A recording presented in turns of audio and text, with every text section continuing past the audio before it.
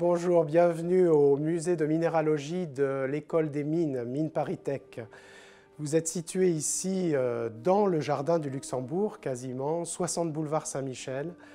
Ce musée de minéralogie présente une collection unique, un des plus beaux musées du monde, monde de la minéralogie, des roches.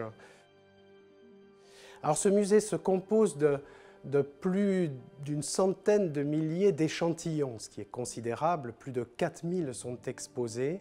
Ils présentent l'ensemble de la richesse du patrimoine géologique mondial et français.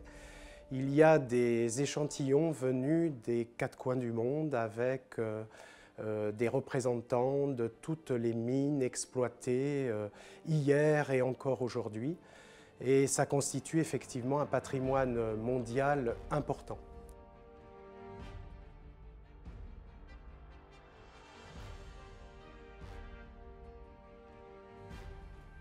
Une question qui revient souvent lors des visites du musée est comment se forme un minéral.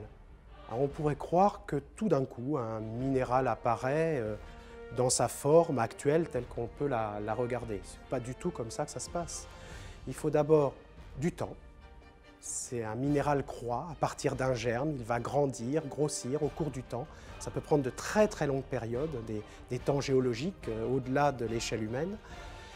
Il faut de la pression, de la température. La plupart des minéraux se sont formés en très grande profondeur. Et il a fallu des mouvements géologiques, des mouvements tectoniques pour qu'ils viennent à la surface ou à proximité de la surface pour qu'on puisse les trouver. Et puis, par ailleurs, pour un beau minéral, il faut de l'espace. Il faut qu'il puisse se développer parce que s'il n'a pas cet espace, eh bien, il va être en compétition avec ses voisins et donc occuper la place que veut bien lui réserver le voisin. Donc il faut une petite cavité ou un espace vide dans lequel le minéral va pouvoir s'exprimer.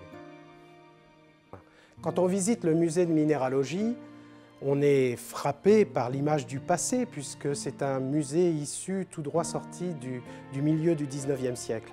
Et on pourrait penser qu'on s'arrête là, à cette image du passé, à ce monde des scientifiques. Or, les minéraux occupent l'ensemble de notre quotidien. Pour se prouver cela, eh bien, il suffit de regarder des échantillons comme l'or. Alors évidemment, l'or, on pense tout de suite à la bijouterie, mais elle fait partie aussi des composants électroniques.